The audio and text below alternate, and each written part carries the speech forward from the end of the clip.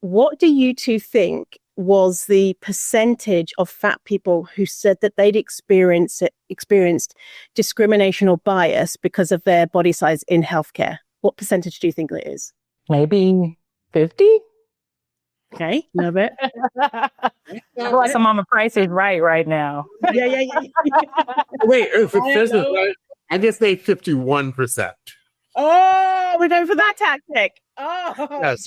In all seriousness, my knee-jerk reaction really was 100%, quite frankly. But this is right rules, 51%.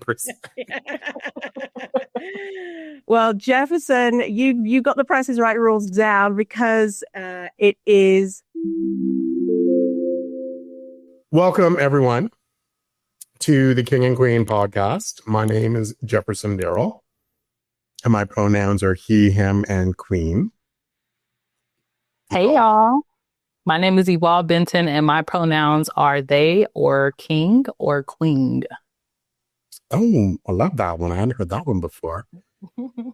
Today, we are going to be having a really interesting discussion around anti-fat bias. And we have invited the energetic is the only word I can think of to use to describe you, Vinny. Vinny, would you like to introduce yourself, please? Well, thank you. I'll take energetic. My name is Vinny Wellsby. My pronouns are they, them. Now, Vinny and I met. Vinny and I are both based in Canada. Evolve's based in the United States. And Vinny and I met through our connection with the Canadian Gay and Lesbian Chamber of Commerce. And as you should know, for regular viewers and listeners of the podcast, I run a company called Breakfast Culture, where we focus a lot on the business imperatives around issues of diversity, equity, and inclusion.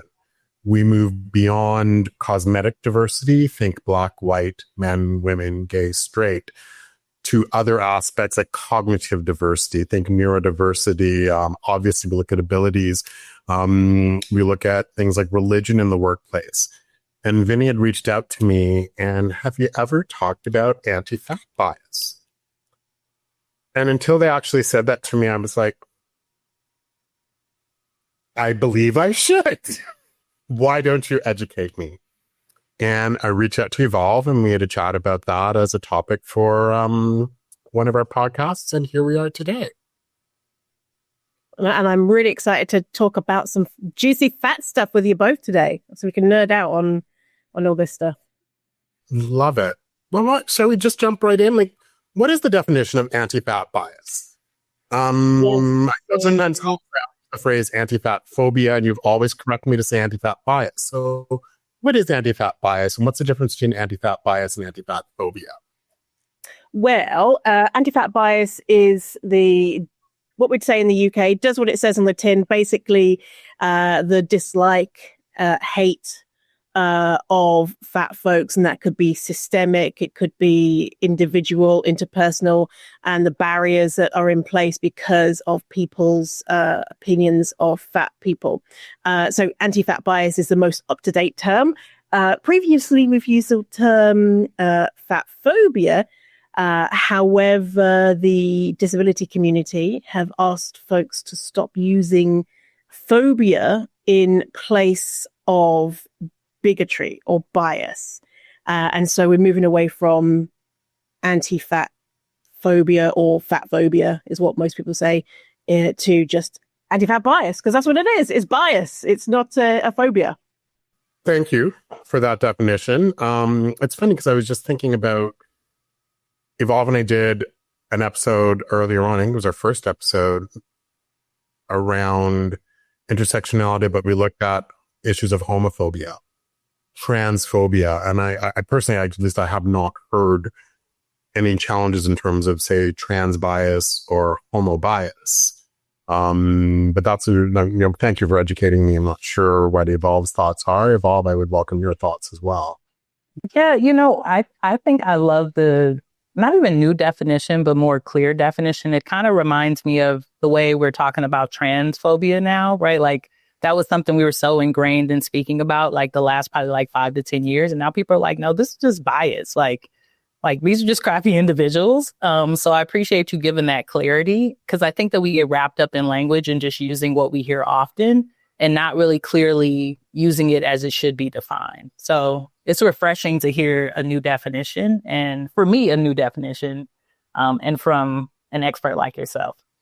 Mm-hmm. Yeah, and then the other words, in case folks are surprised about me using the word fat, in the fat liberation community, we use fat as a neutral descriptor. We've reclaimed the word, the same as I'm queer in the queer community, reclaiming that word. But also the same with the queer community. Not everyone has reclaimed that word as something that's powerful for them. And so alternatives to fat, if you're not sure, is to use the words bigger bodied or higher weight. And the words that we definitely don't want to use are the O words. And the O words, that's literally how we would say the O words. We don't actually say them, but for those, so they know what I'm talking about, are overweight and obese. And some folks will say, well, hang on a minute, Vinny, overweight and obese, that's medical stuff. But here's the thing, the word overweight assumes that there is a weight humans should be. And if they're outside of that range, then they're abnormal. The word obese means eaten until fat. And that doesn't sound very scientific to me. Plus, it's based on the BMI. So it's all just bullshit. So while we're talking about this stuff, for me, just use the word fat or high weight, bigger bodied. And for people who are not fat, then smaller bodied or lower weight. Get out of my head, Vinny, because that was my next question. What are ways and language rather that we can use to have this discussion? But there's something you brought up, BMI. People may not be familiar with that acronym. Can you delve a bit more? What does the acronym mean? What's the history behind it? Yes. It's my understanding, really interesting. And frankly, I'm going to use the word biased, history behind it. Oh my goodness. So BMI stands for body mass index. Again, people are like, well, it's scientific. It's what we use to measure how, quote unquote, healthy someone is, because if they fall outside of a certain range, they must be unhealthy. The BMI is, it should be renamed bullshit measuring index, because that's all it can measure. So originally, 200 years ago, there was a guy called Adolphe Quetelet, an astronomer, a statistician. He was besties with a ton of eugenicists, so he was a great guy. That's sarcasm for those who are not sure. And so 200 years ago, he was like, I wonder what the average man weighs. So he measured a bunch of white European cis men in their 20s to see what their average weight was. That was called the Quetelet Index. And so he said, this is not a measure of health, and we should not be measuring humans against this index. However, people love the idea of it, of the statistics of the average person. And so moving to the 1950s, there was a guy called Louis Dublin. He was a chief statistician for the Metropolitan Life Insurance Company in the US. And so he was like, okay, how can we make a little bit more money from our policyholders? I know, great way. Let's charge people who are too big more. So he took the average weights. He looked at that Quetelet index, took average weights from his policyholders who do we think policyholders were in the 1950s? White men who are rich enough to afford insurance. And he said, if you fall outside of these ranges, then you are too fat, and let's charge you some more money. The US government got hold of this data and said, this looks good to me, and just ran with it. Over the years, there's been lobbies from weight loss companies to lower the BMI ranges, and they're just arbitrarily 5 points in between each BMI range, because not science, just because it sounded good. So the BMI, not based on health, not based on good science, not indicative of what humans should weigh. However, it's like this gold standard. If you fall outside these categories, then you're about to die, or you're too big, or whatever, and you must get to a, quote, normal weight range. And it should just be put in the bin. And luckily, a lot of health authorities are realizing that not only is the BMI bullshit, but it's also based on racism. Hence, it's only just white people. And they've come out and said, hey, this is no good. We should stop using it, which is great. So that might be the future, but they have said we need to measure fat in a different way, which is not the solution. We should just be measuring health instead. So anyway, long story short is it's just donkey. It's just donkey stuff. So we don't like it. Donkey stuff. That is going to be my new term. So interesting that like people really go to BMI when they're talking about health, right? Like, okay, the health of the person, but then they go into fat or this language when they talk about like disregarding people. I just find that very interesting. Like, it's like as soon as we go into health, we start talking about BMI and all this history. But then when we want to disregard people and try to belittle them, we start using that language. So I just find that, I don't know, it's just intriguing to me. People are honestly trying to say that they care about your weight when I think it's just an underlining microaggression way of saying it without being transparent. Yeah, yeah. And that's the thing is in the fat liberation community, we flipped it on the head. We're like, call me fat, love it. Don't call me obese because it's fucked up. You know? Yep. Well, I see that a lot these days where we're trying to have a dialogue or a discussion. And if people don't have a factual argument or what have you, they tend to move to personal attacks. And a lot of times, I mean, I'm jumping ahead a bit in terms of some of my questioning, but a lot of times I find it's often body image, body shaming that we tend to default to. And I'm just going to come out and say it. It feels like it's acceptable. And I'm going to ask you that question in a minute, Vinny, but I want to put a pin in that specifically. But there was something you were talking about around BMI on the healthcare sector and working with medical professionals specifically. And this is something I wanted to actually have a chat about with you, fat in healthcare. Mm-hmm. And just like, how does it show up? This is a very real issue, challenge, problem, I think. I'm just going to use language. I come from a family of big peoples. And I just hear the way, I know how I've been treated by medical professionals in the past. And I mean, I've been told many times, just like, frankly, I mean, it's frankly been discriminatory based on my weight and my size. And sometimes I often wonder, well, when I look at my whole family, I mean, we're big people. I don't know how to describe it. Like, we are. And I remember at one point, I use the phrase battle of the bulge. I don't know if that's appropriate or not, but that's the phrase I'm going to use. And I remember at one point I was very close to having an eating disorder. Frankly, that's another story. But I had lost quite a bit of weight in my 20s to the point where I was down to under 200 pounds. It was like maybe 190, 195. And as far as I'm concerned, Vinny, I still had a belly. I still I still felt like a big guy. But people were looking at me, my family especially, and friends. They were like, you look too thin. Like, you do not look healthy, basically. And even though I still had all of the, what society would call a being fat, I don't know how else to word it. And as I say that, I realize that's not a bad word to use. But anyways, ultimately my question, what are the ways in which this can show up, especially when we look at from a healthcare? Because you brought up a very interesting point, and I'd like to delve a bit more into that. Yeah, absolutely. And something, Jefferson, when you were talking, that's something that came up for me was thinking about, you said, oh, your family of origin, you're all bigger people. And I did a podcast episode with my mum. My mum's Irish, and I have lots of Irish family.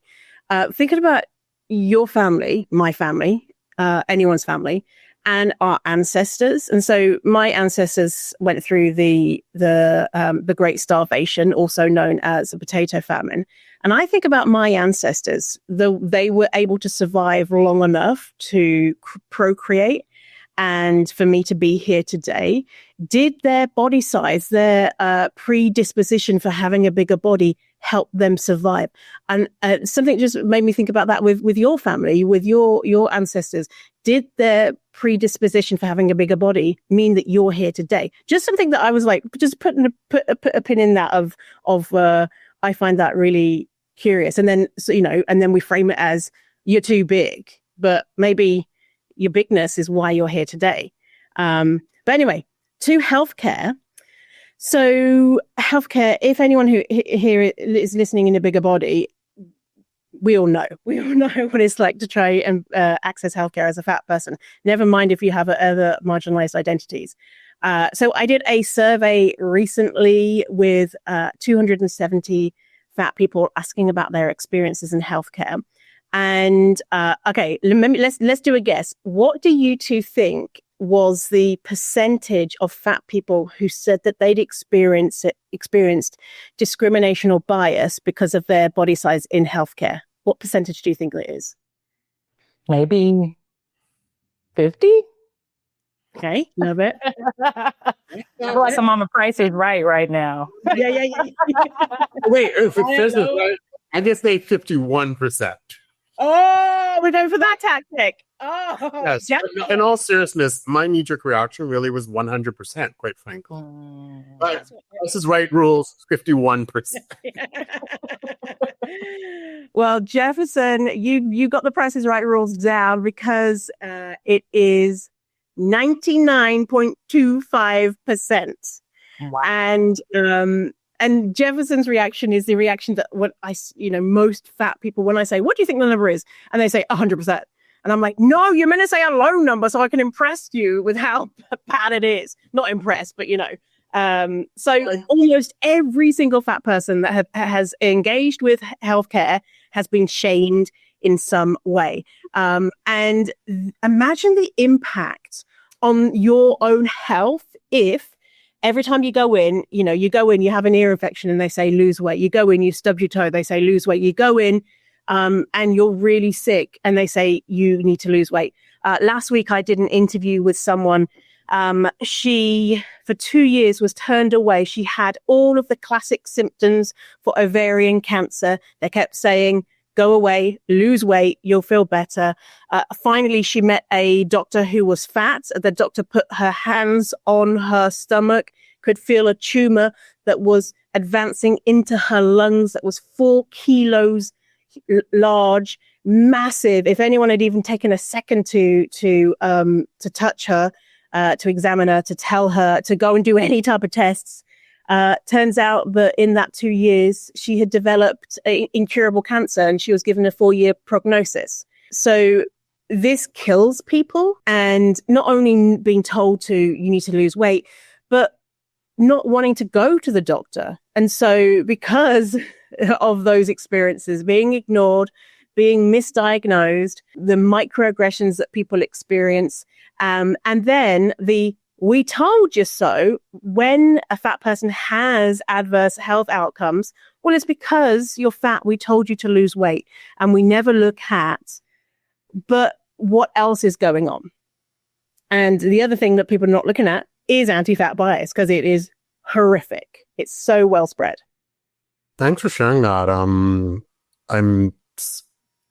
sadly, I'm just going to say I'm not surprised. Yeah.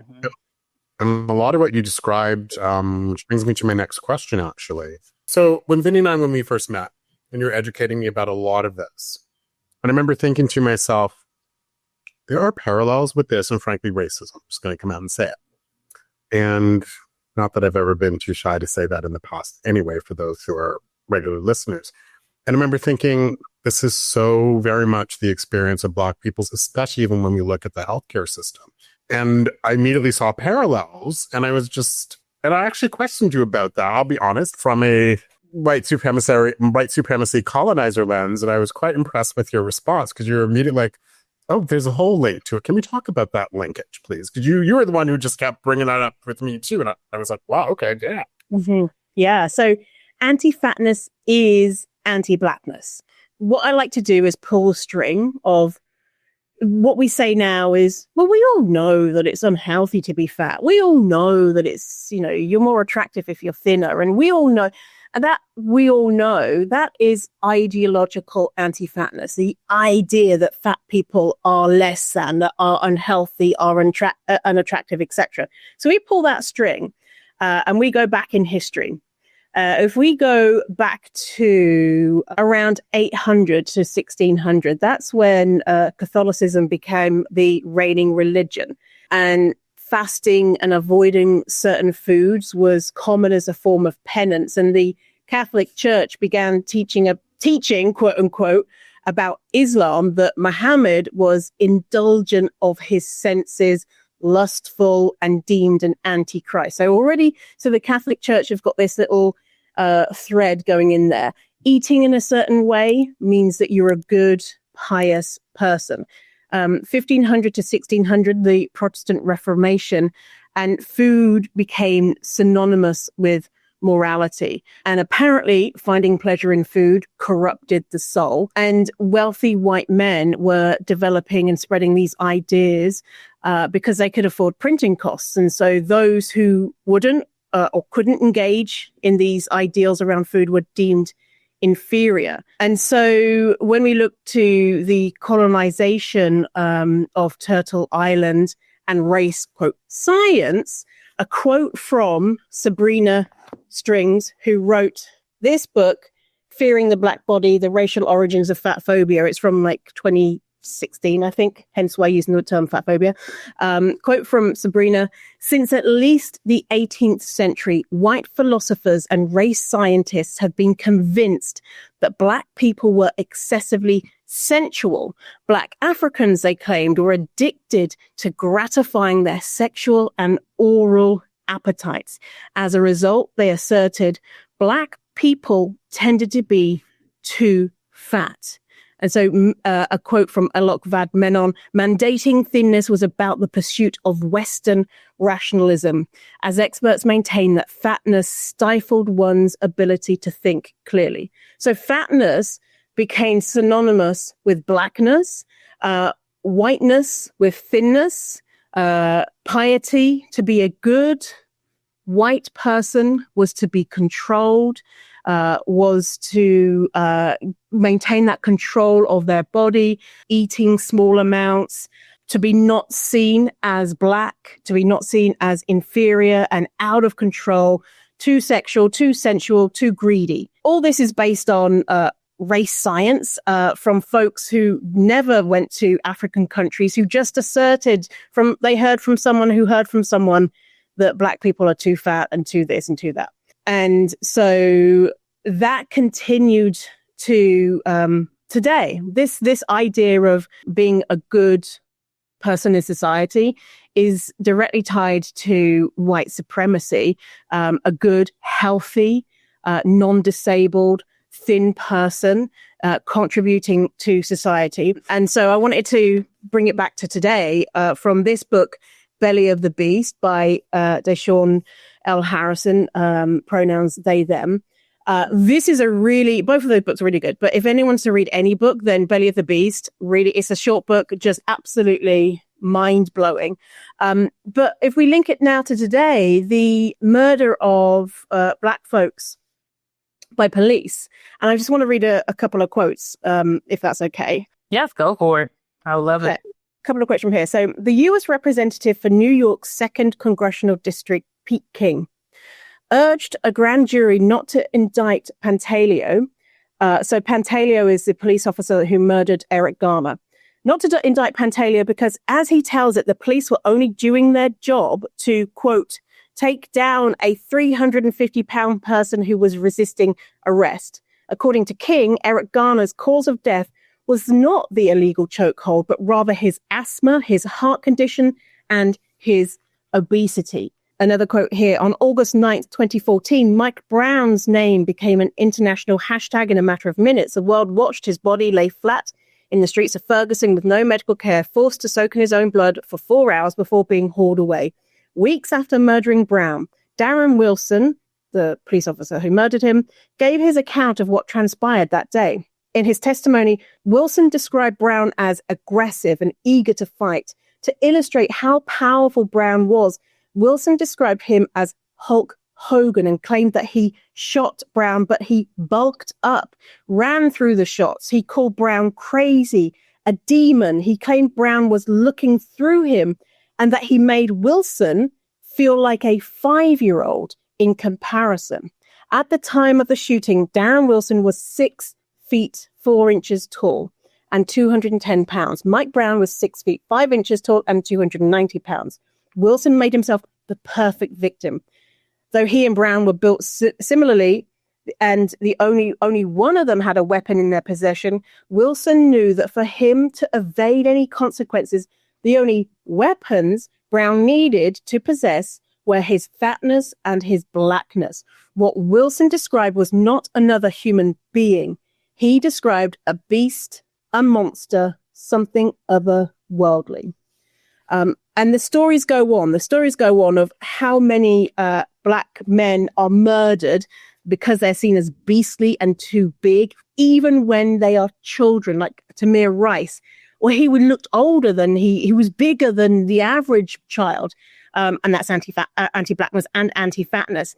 Many different stories in there of how this stuff is perpetuated today. And it's not just through police violence, murder, or brutality, but through many other systems like the war on obesity, which is basically the war on drugs targeting Black people, and many other different ways, like through housing, through being denied work opportunities, so many different ways. So when I say anti-fatness is anti-blackness, it is historical, and it's historically true, and it's true to this very day. And we just don't think about it in that way. I think what I'm also hearing here is the way that the media, right, will share these stories in particular to victimize certain people and to turn other people into monsters. Because even when you think about the articles and even the news stories that came out, when they, would have these caricatures or these cartoons, they would show him as this really larger figure in body, almost like a monster and a beast, to be able to show, like, even if someone did have a weapon, they should be really afraid of him. I remember one image almost looking like a bear and maybe a 6 foot man, to be able to describe that. So it also gives the media a way to perpetrate this consistently and showcase that. Yeah. Yeah. And an extension of that is thinking about, even when the media is talking about fatness or blackness outside of violence, thinking about the caricatures of the ways that fat people are portrayed, that there's this, the idea of someone is greedy or rich, then they're fat, or if they're immoral, if they're a terrible human, then a lot of times they're fat. And something that I highlighted recently on my Instagram page was the issue with, so Donald Trump is fat. He's a piece of shit.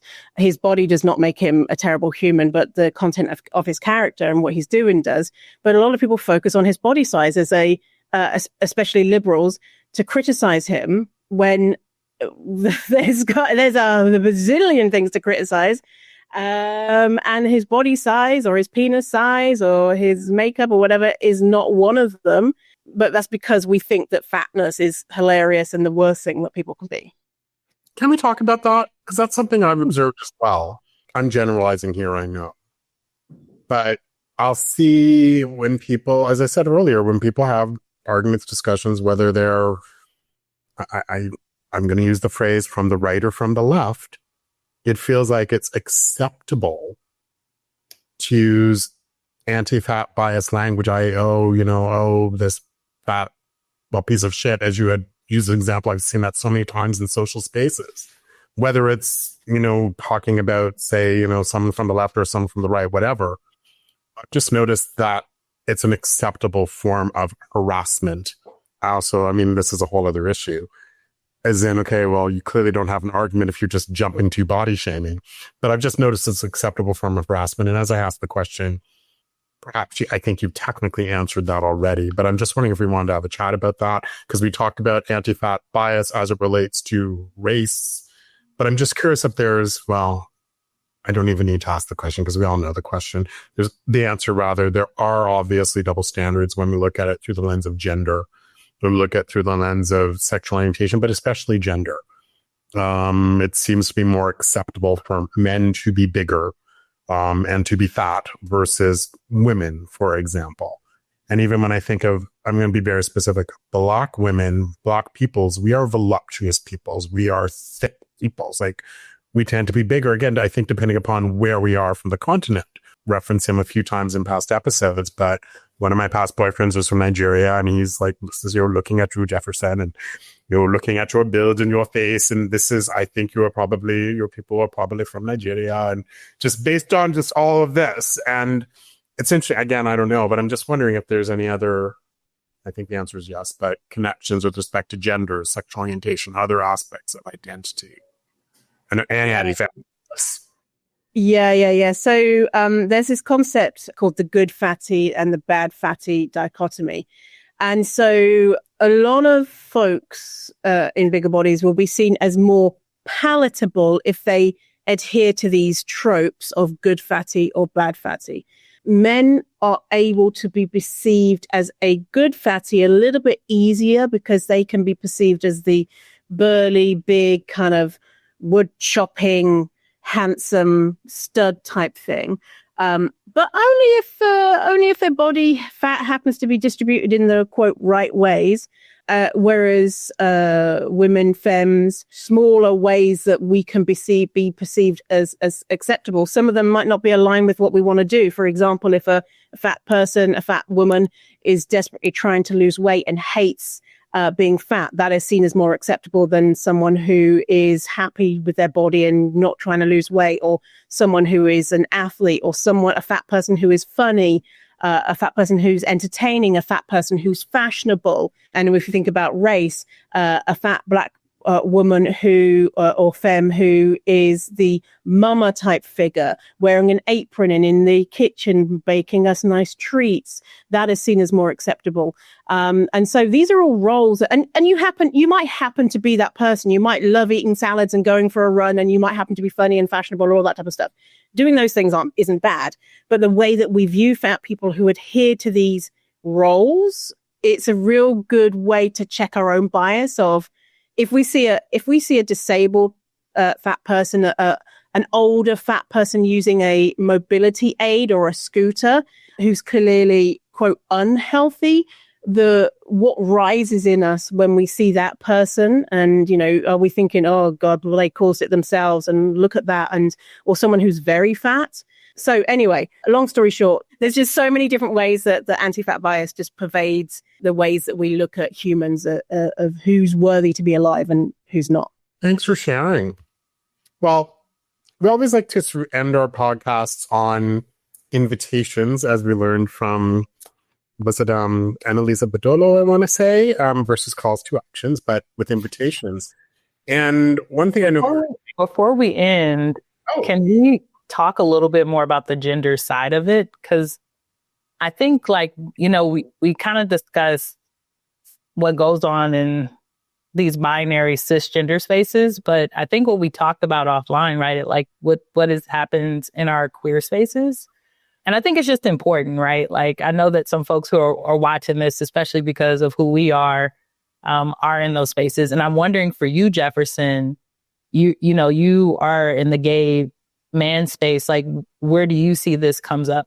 Because I know, I grew up, even though I identify as queer, I grew up in lesbian spaces, Black lesbian spaces primarily. And there was always a different vibe around my body when I went to ATL Pride compared to West Hollywood Pride. Right? As being this voluptuous person, I always felt more attractive in the Black and brown spaces. And I always felt like, I better not even eat too much before I go to West Hollywood, or no one's going to find me attractive. So I'm wondering, for both of you, how does that show up in those communities for you? Well, thank you for that question specifically, because you actually reminded me of something that I did want to... I think it's related to what you've been saying, Vinny, as well. So it's something I've observed. I mean, I've been in a lot of queer spaces, broad, and let's be realistic. When we talk about LGBTQ plus spaces in Canada, we actually use the phrase 2S LGBTQ plus to acknowledge our Indigenous cousins who are true-spirited. Let's be realistic. Usually it defaults to male, frankly, and cisgendered male, and often, well, not often, almost always white cisgendered male when we say LGBTQ plus spaces. And just something I've observed around, and I'm probably going to make some enemies here, but around drag, frankly. And as I say this, I'm realizing, Vinny, you're absolutely right when it comes to anti-fat bias. And I've noticed when it comes to drag around othering, this is just my own observation. I believe it's a valid observation, but it feels like if you don't fit that sort of I'm muscly, I'm twinky, I'm skinny, or what have you, I have that ideal male, I'm looking through a male lens, male body, you don't necessarily fit in. With that, you could be, muscly, skinny, but you're not white. Or you are white, but you're fat. And to gain acceptance, you don a drag personality and you perform in drag. And I mean, there's a lot more to unpack there. Maybe we have a future episode when we speak about, frankly, the misogyny and patriarchy within gay spaces. Because one could argue it is misogyny, and one could argue that, drag is misogyny and patriarchy. Again, I don't know. But that's just something to answer your question, Evolve, that I've observed, where if you don't fit the ideal of what a gay man is supposed to be, skinny, thin, muscular, white, young, frankly, ways to be accepted in gay spaces is to show up in drag and as a drag performer. And it's interesting. I was watching, I think it was Captain Odyssey, or is it Captain Odyssey or Dr. Odyssey? And they had a whole episode with a gay cruise. And one of the big celebrities on the cruise was a black drag queen who was fat and was in drag. All the gays loved her in drag, and love.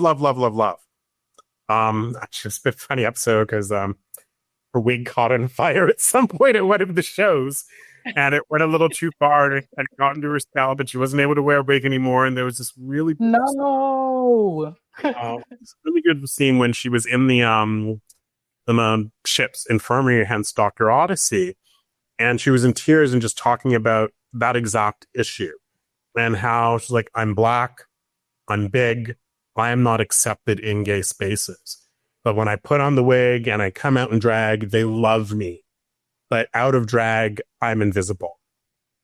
And that really spoke to me. And I was actually quite impressed that they went there and talked about it quite openly. And that's one of my perspectives in terms of, and now I think about that connection between anti-fat bias, frankly, gender, which speaks to white supremacy as well. It is all connected. That's just my 2 cents. Mm-hmm. And you know what, as well, Jefferson, like the song by Kimchi from RuPaul's Drag Race, my queer Asian friend was talking about this. No femme, fat, and Asians on the dating profiles. Like, what the fuck? Add black for that too. Yeah. It's just outrageous. Another thing as well with in regards to gender too, thinking about who can be androgynous or classed as androgynous. Only thin people, right? Like, as in what we perceive. Obviously, that's not true, but it being harder to be perceived in the way that you want to be perceived if you're in a bigger body. And yeah, like totally, just even thinking about drag culture, I was thinking, how many of, I know, and I'll just talk about RuPaul Drag Race. Like RuPaul, I do like RuPaul's Drag Race, but it's not the be all and end all. But if you think about all the winners of RuPaul's Drag Race, how many of those have been fat people? Looking from all the franchises, I think one out of the 50 different winners, which is bananas when you consider many people are in bigger bodies. And so who's seen as fashionable and entertaining and amazing and like the best of the best? It's not likely to be fat people. I've had to take a deep breath, y'all. That last comment when you said that, right? Like, it's not likely to be fat people. It just really, really sat with me as a person who creates media often, has gained weight, like how even I feel like certain parts of my content when I was in a smaller body resonates different than the content when I'm in a larger body. I often talk to my wife about this, I'm cute whether I'm big or little Luther. That's how we kind of translate it here, right, in the Black community. But it does, right, this gaze that people have around what beauty truly is, it does come up in some interesting ways. So it just hit me here when you said that, Vinny, like in my heart space. Yeah. And it's not true, right? Like, fat people can be everything and more, and be the apple of our eye. When I'm in Black queer spaces, I feel more seen. In terms of like my body and whatnot. I'm a big guy. I know that. I get that. And through my work with Vinny, I'm starting to embrace it more because I realize I suffer from a lot of would it be internalized anti-fat bias? Anti-fat bias. And often when Vinny and I have chats, they all turn into therapy sessions.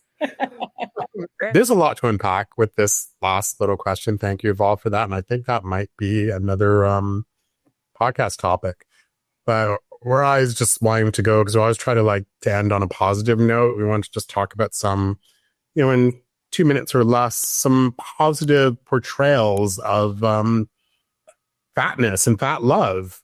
And I mean, one example I think of, I think we talked about this earlier, is with comedian Michelle Buteau, and she has this really great series, Survival of the Thickest. And I remember watching season 2 recently, dating this podcast here. And she opened up a pop-up boutique for fat brides, bridal gowns, all of that. And as a guy, as a male who dresses more masculine and feminine at times, I embrace that at times. But she also included men, and there were some bigger bodied fat men in the store as well, being, fitted for tuxedos and getting them fitted. And I was just so impressed with that. And I'm going to see if we can find the clip for that. But there was a really beautiful speech where she talked, and Vinny, I completely thought of you, because the language she was using was all of your language around just big bodacious curves and, big bad fatties, and just, what are your thoughts there? I love Michelle Buteau. She's just so fucking funny. She hosts The Circle too, and I don't know if you've seen that TV show. She makes a TV show. She does a voiceover for the presenter. Anyway, Survival of the Thickest, love it. You can catch it on Netflix in Canada. Also another great representation is Harlem, and I know you've seen it, Jefferson. Have you seen it evolve? I think you said you had. And that's on Prime. And we've got a nice, we've got an awesome fat black character in that. And then we also spoke about, I saw this weekend, Angie. Yes, Angie in Harlem. Geek Out, they did a whole episode on cuffing season and finding bigger bodied men. Mm. I was chatting about it with some friends of mine in the gay community who are bears. And we were talking about that, and they were like, what? And it's yeah. And I was showing them this scene about when they were cupping season and looking for bear guys, basically. And it was such a great scene. I loved it. I love it. He's the best. Yeah. And unfortunately, these great examples are still really rare. And so when it happens, the fat community is just oh my God, did you see this no show? And we all have yes, we saw it. Because most of the time you think about the media portrayal of fat people, it's they're a sad sack loser and they're trying to lose weight and blah, blah, blah. So any storylines where there's no weight mentioned is chef's kiss. Love it. And we were talking last week, I haven't seen it yet, but Sinners, that has a fat character who has sex and it's sexy and there's no mention of her weight. She's just a badass. Loved it. Yes. And the fact that she is in control, in that moment, right? In that moment of intimacy, she's very much in control of the moment. She's not this in distress, fat woman or anything like that. It's just her power is just so beautiful. And she's the medicine woman. She holds so much power in the film itself. So, and she was so resilient too. She was lusted over. Yeah. Just love it. Love it. Obviously, yeah. So any final words of wisdom? I mean, we've already got so many pearls of wisdom from you, Vinny. Any sort of final words of wisdom? You mentioned your own internalized anti-fatness. I mean, we all have, hopefully, a human brain. And if you have a human brain, then you are being bombarded daily with images and messages about what it is to be a good human. And so very much likely we all have anti-fat bias just lurking in our brains, even if we are trying to unlearn it. And so taking that shame away from if you realize, oh, I've got some work to do, and just giving yourself grace and being an anthropologist, being a detective of next time you see a fat person and think about what you're thinking about them. Are you like, oh yeah, they're great because they are fashionable? And then is that a problem? What if they weren't fashionable? If you see a disabled fat person, what thoughts are coming up? And just examining those, thanking your brain for highlighting that there might be a problem there, and then working on them. So we're all stuck in this world where we've got this idea of what type of human you need to be. But if you're examining those things as you can, that is amazing. I love it. You're amazing. Both of you two are amazing. Thank you for having me. I just want to thank you, Vinny, and give you your flowers for being willing to do the work in such a powerful way. I love your podcast and I love your commitment to educating us. And Jefferson always introduces me to like really cool people, but you're one of my favorites. Like even our first conversation, I was just like I could see myself hanging out with you. But it's because you're fun, but you're particularly just intentional about even the way that you correct people is with love. And I really appreciate that. It's just so refreshing. I'm just so thankful. Oh, thank you, Yvonne. You're making me so happy. I really appreciate that, like the way that I correct people with love, because you know what? All this shame bullshit, no. I don't want to be shamed and I don't want to shame others. So yeah, I really appreciate that. Thank you. So for those interested, we will put a link. Vinny does some amazing reports with their company, Fierce Fatty, fiercefatty.com.ca.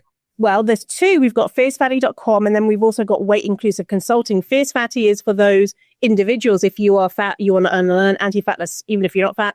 And then Weight Inclusive Consulting is where you can find the more, quote, like boring stuff. Well, not boring, but, corporate-y type stuff. I do talks at organizations, training. And so you can find the Fat at Work report and then the Fat in Healthcare report. Both of them, tons of stories from fat folks about their experiences at work and in healthcare. Really interesting. And guess what? They're both free. So go grab them. There you go. Thank you so much, Vinny. Always a pleasure. Thank you. Big kisses.